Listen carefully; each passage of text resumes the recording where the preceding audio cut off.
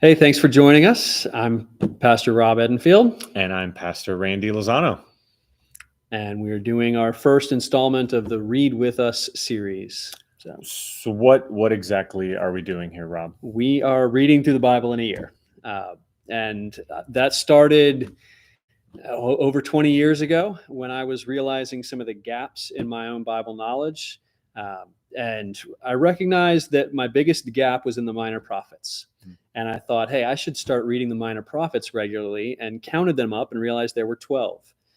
And being a numbers guy at the time, I figured if I just Yep. read one a month, like that first week of every month, I read a minor prophet, I'll grow in that. And then I started like doing some other numbers and realized, the reason a lot of us struggle to read through the Bible is you start at the beginning and then you get to the hard stuff.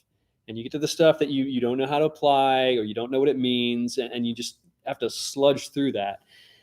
But I realized if I could pair up some of those sections with some stuff that was maybe a little easier to apply, a little easier to follow, it kept me more motivated to go through. And so I developed a whole system where each day I'm reading a little bit from the Old Testament, a little bit from the New Testament. And also, if you read through a psalm or a chapter of Proverbs every day, you get through Psalms and Proverbs twice in a year.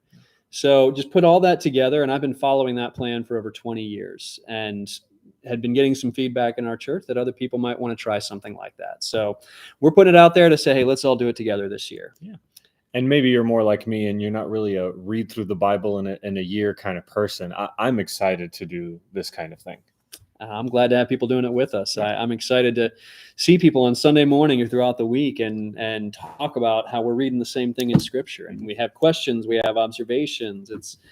I'm excited about it. So. Yeah.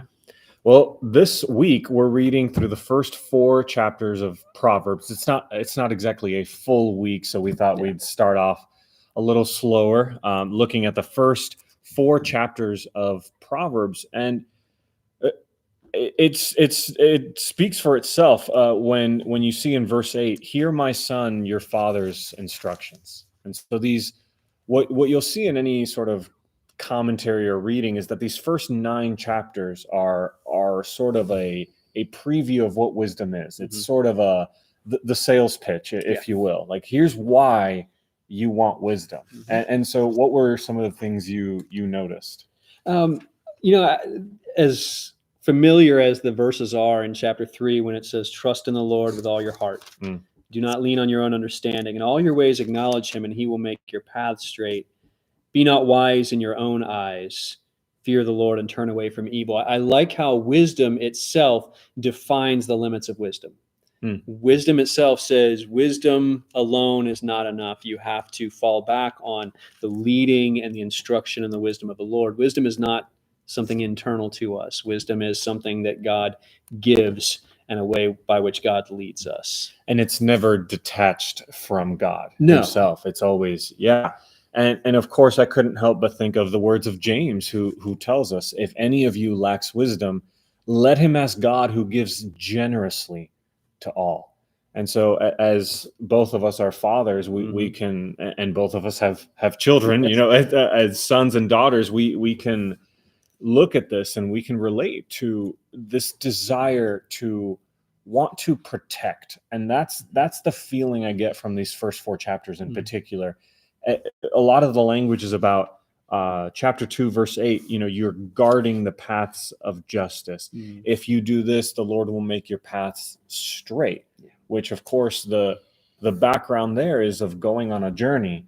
And if you don't go straight, you can either get lost or you can run into some danger, some real danger. Yeah.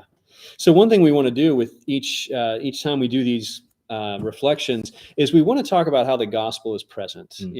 Sometimes it's really right out there, low-hanging fruit. Sometimes it's a little harder to see. And I think with Proverbs, it can be very deceptive because Proverbs can be very easy to understand, but very difficult to recognize the gospel voice that's speaking through it. So, Randy, what are some ways that you see the gospel even in these first chapters? Yes. Well, in chapter 1, you see that wisdom to us seems like this elusive, unattainable thing. Only a few select people are actually wise. But what do you see at the end of chapter 1 in verse 20? wisdom's crying aloud. Yeah. She's raising her voice. She cries out. She speaks. And if you've been around the gospel for any amount of time, that's the Spirit of God Himself in the gospel. He cries out. The father of the prodigal son runs out to his son. Yeah. Wisdom cries out. The Lord is a good, generous, loving Father who loves to give good gifts to His children, and one of these good gifts is wisdom. Yes. Yeah. Yeah, and I also see it that wisdom, especially in these first 4 chapters, is not how we would always define wisdom. We would think of wisdom as good ideas, good thinking, smarts. Clever. Yes, Yeah. being clever and intelligent. But in chapter 3, verse 19, talking about the Lord by wisdom founded the earth, by understanding He established the heavens. This theme of wisdom, even in the first few chapters, it pushes the boundaries of what we consider wisdom to be. Wisdom is not just good ideas or intelligence. Wisdom has a character component. Wisdom is God in all of His workings. And so as later on in Scripture, we see that Christ is the wisdom of God.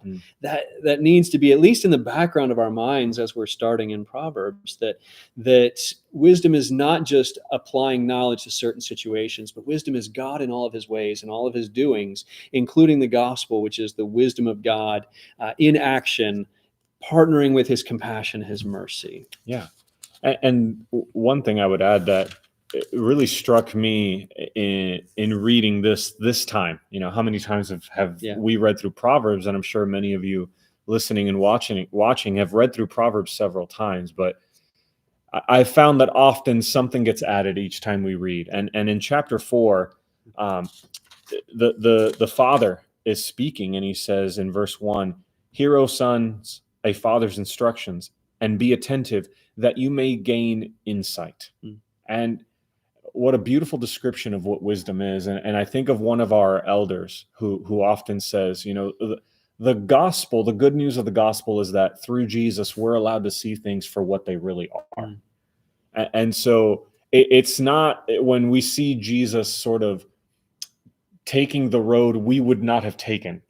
It's not that he did things in a weird way. It's that He's showing us what real power really is. This is what real dominion is. This is what real love is. This is what real control is. And I see this father who's been through a few things, who has been in a relationship with his Lord for years now, is looking at his son who has yet to experience and go through those things, and he's saying, I want to show you the reality of how things are. And if that's not the gospel, I don't know what is. That's great. It gives us a view of the world through the eyes of the one who sees it and as it truly is, because He is its maker. Well, that's great. I'm looking forward to continuing through Proverbs. One of the great things about the Read With Me schedule is that you'll get to see things interact in fun ways. Next week we're going to continue in Proverbs, but we're also going to be bringing some other parts of Scripture in, and we'll see how Proverbs might shine some light on what we're reading in John or in Malachi. So I hope you can stick with us and join us next week. If you have any questions on what you're reading, please feel free to reach out to us and contact us. If you're in the area, we hope you join us for worship here on Sunday morning. But in all things, wherever you are, we hope that you're living out the gospel together. See you next week.